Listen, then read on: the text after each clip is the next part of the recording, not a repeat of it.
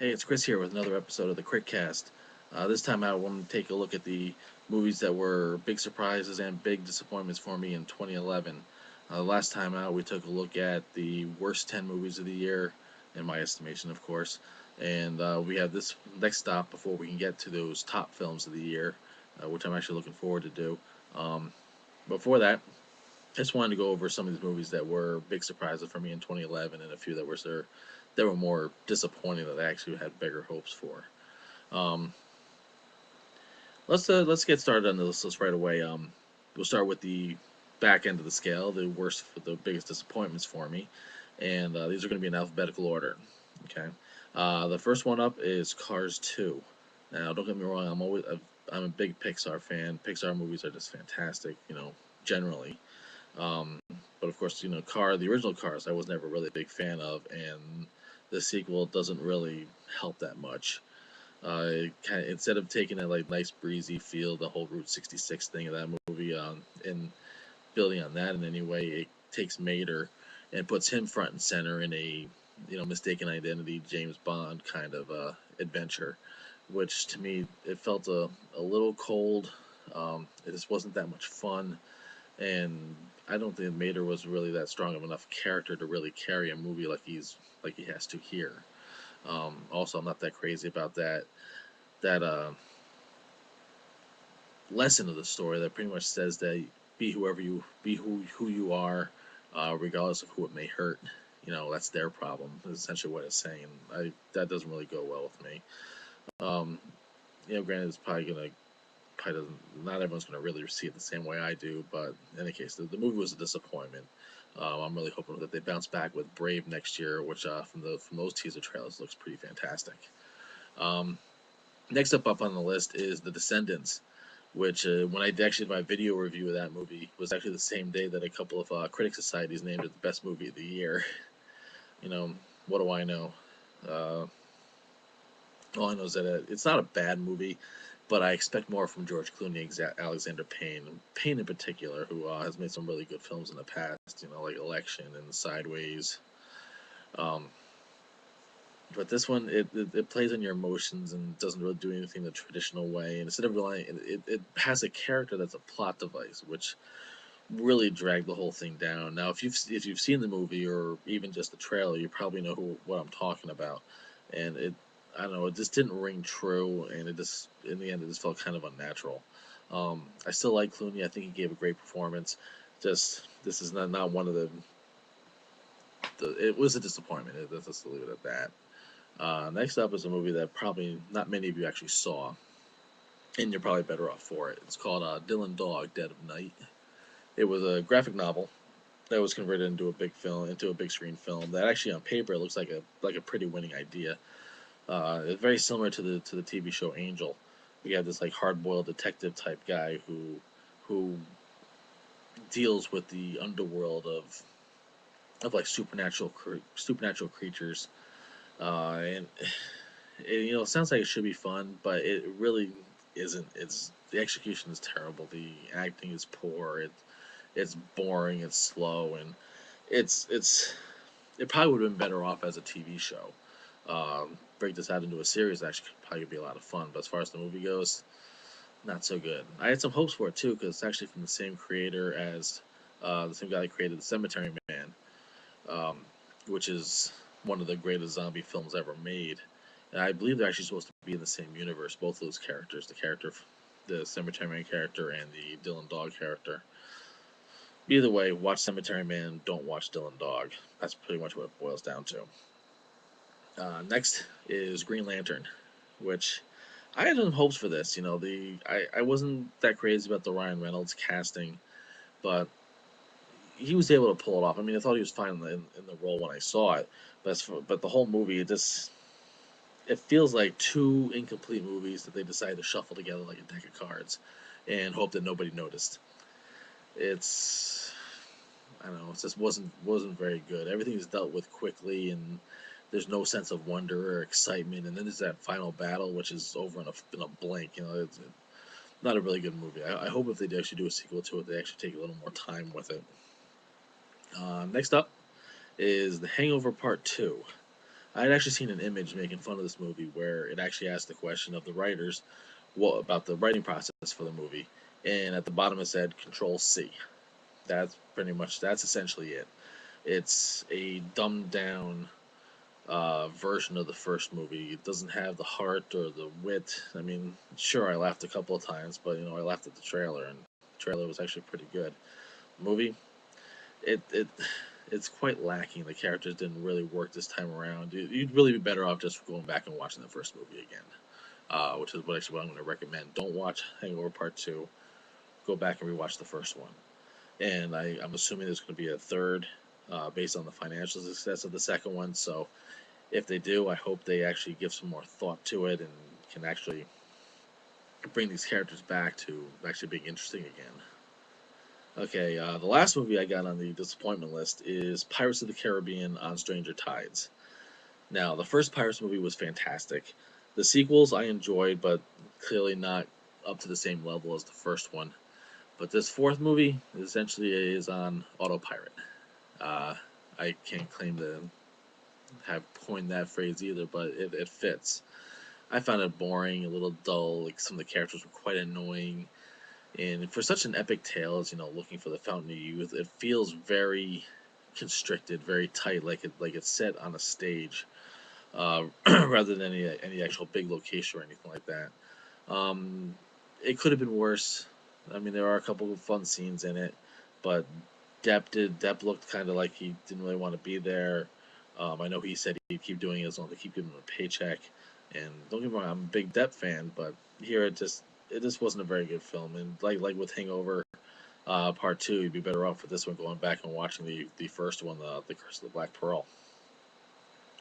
Okay, let's take a look at some of the better films, some of the surprises from 2011 that I really liked a lot and more or less surprised me. And again, these are going to be in alphabetical order. And first up is a movie called Attack the Block. It When it played South by Southwest, it had this great buzz, and it's one of those rare movies that actually deserves it. It's this mash of horror and science fiction with some comedy thrown in, and it's just a blast. It's a lot of fun. It takes familiar elements of other movies that you've probably seen before, but they kind of, the director Joe Cornish kind of takes them and whips them into something that's fresh and original, and it's just it's just one of those movies that has it's a blast. There's a lot of it. It gives you a great adrenaline rush, and it's just you just really need to see it. It is deserving of the hype that it got, and I'm actually looking forward to seeing it again myself. Next is Bridesmaids, which has been called Hangover for Women, and I guess it's partially accurate in a shorthand sort of way. Um, but it's one of those movies that I didn't really think it looked all that good from the trailers, but when you see it, it's actually funny. It's touching. It has really well written characters, and it shows just how funny Kristen Wiig can really be. I'm not exactly a fan of all her Saturday Night Live characters, but there's something about her that plays this awkward comedy that's really quite fantastic. And this movie is really well worth checking out. It's a lot funnier than I was expecting it to be, and Melissa McCarthy is just downright hilarious in it. So if you haven't seen it and you feel like laughing, that's one to see. Okay, next up is Drive Angry, and this movie is this is a blast, just like Attack the Block. Granted, it's a little bit of it in a different way, but it's just a lot of fun. If you're enjoying the resurgence of this grindhouse style of cinema, you should really check this out.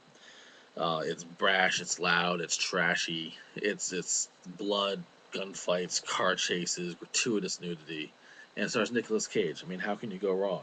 I know Cage has been, a lot of people like to bash on Cage, but I mean, he fits here, and he actually makes a really good pairing with Amber Heard. And of course, you also got William Finkner. I'm not exactly how you should.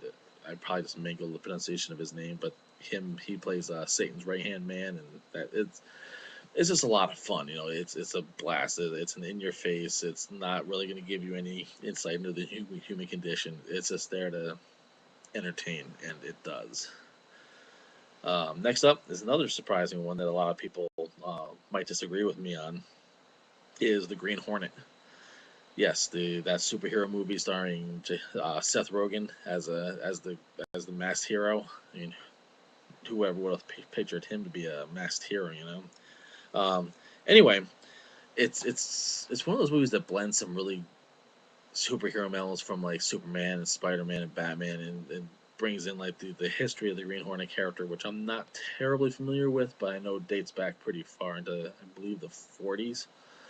Um, it's got some stylish action sequences, an interesting villain. It's just a great sense of fun. Michel Gondry did a fantastic job taking this more or less mainstream movie and giving his little, twist on it. Um, it's just one of those that's pretty a lot. It's a lot of fun. It actually has some interesting ideas in the relationships and characters. It's not perfect by any stretch. The plot really is kind of a mess, but there's no denying how much fun it is. Okay. Next up is a movie that caught me off guard. It's called Like Crazy. It's a romance starring Felicity Jones and Anton Yelchin, and it's it's one of those it's a romance film. It's one of those genres that I find is pretty hard to get right these days. It's very rare to find a romance that actually works. But this one does. The screenplay was largely improvised by the leads. Um, you actually have pretty good chemistry between Yelchin and Jones, and the movie shows this relationship as it starts, as it blooms, as it grows, turns into a life, and then like it shows what time and space can have on it with the distance and everything, and how it can take that relationship and turn it into something completely unrecognizable, something completely different from where it started from. Um, and it's really it's something special. I think it's something I'm gonna like more when I get to watch it again. So sort of similar to like 500 Days of Summer, which I think is fantastic, and I just love it every time I watch it. I'm kind of hoping that this kind of falls into that range. I don't know yet. All I know is that when I came out of the theater after seeing it, it was great. It was fantastic. Next up is another movie that I'm probably in the minority on. It's The Right.